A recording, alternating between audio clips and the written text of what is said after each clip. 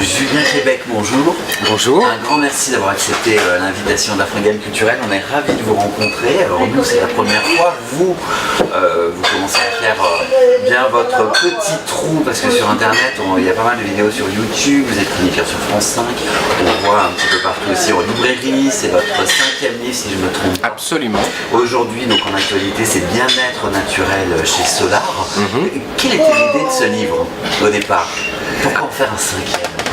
En fait, comme vous l'avez dit, c'est mon 5e livre, mais c'est un premier livre qui rassemble toutes sortes de conseils que je donne sur les réseaux sociaux, sur mon blog, sur ma chaîne YouTube, avec l'association Slow Cosmétique. C'est vrai que j'ai l'occasion de m'exprimer à tout bout de champ sur des bonnes astuces pour les cheveux, pour la peau, pour l'immunité, pour la fatigue. Et là, je voulais un livre qui soit quand même très rassembleur, à la fois au niveau du contenu, on retrouve plus de 200 astuces dedans, mais au niveau du public aussi, parce que c'est un livre pour un public large, hommes, femmes, jeunes, moins jeunes.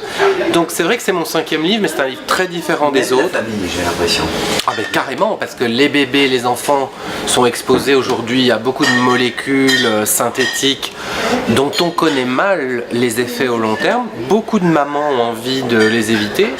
C'est vrai que dans le livre, j'ai prévu aussi toute une série de conseils pour l'hygiène du bébé, pour le soin de l'enfant qui soit non polémique. C'est ça. Alors comment vous l'avez construit ce bouquin? Donc, on a repris mes astuces et mes conseils qui sont très nombreux et qui ont été déjà dits et donnés à la télé ou sur les réseaux.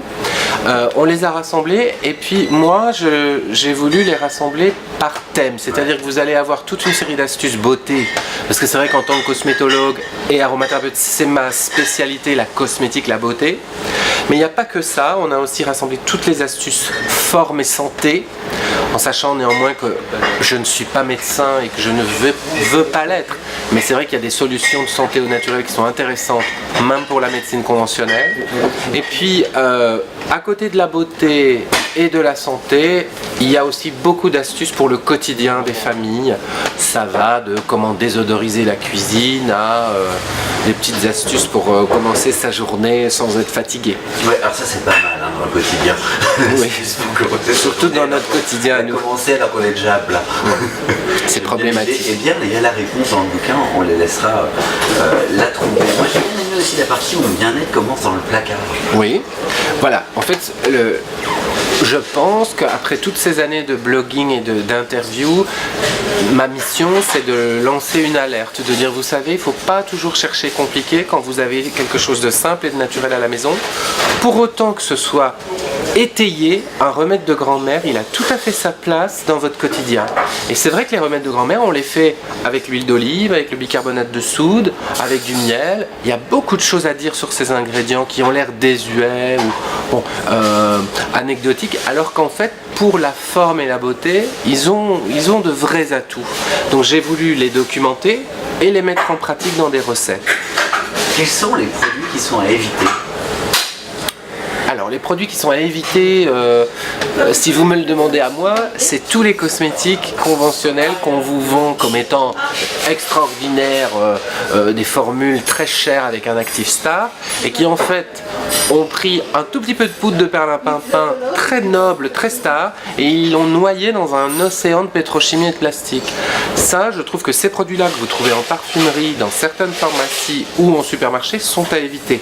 Maintenant, ce ne sont pas des produits vraiment nocifs pour la santé, mais on ne le sait pas. Et moi, dans le doute, je m'abstiens. Après, bon, bah, y a des produits à éviter pour les allergies, c'est-à-dire qu'on parle ici d'huile essentielle dans ce livre, beaucoup. On parle aussi d'extraits de plantes. Il ne faut pas jouer à l'apprenti sorcier. Les produits en question ne sont pas à éviter, mais ils sont à appréhender de façon raisonnable. Et c'est ce que j'essaie de faire parce que, voilà, moi j'ai toujours été un petit garçon très raisonnable. J'espère pouvoir partager ça avec une petite touche d'humour dans ce livre-là. Alors vous êtes un passionné, ça se sent, mais quand on va voir un petit peu sur Internet qui vous êtes, vous précisez bien que vous n'êtes pas médecin. Non, je ne suis pas médecin. Je ne suis pas médecin, je suis aromathérapeute et cosmétologue. C'est deux casquettes qui se complètent très bien. Je suis un grand spécialiste des cosmétiques et des huiles essentielles. Ça, je le revendique. Maintenant, moi, je ne soigne pas. j'accompagne. Un aromathérapeute en Angleterre, là où la profession est reconnue, ne soigne pas à proprement parler non plus, il accompagne.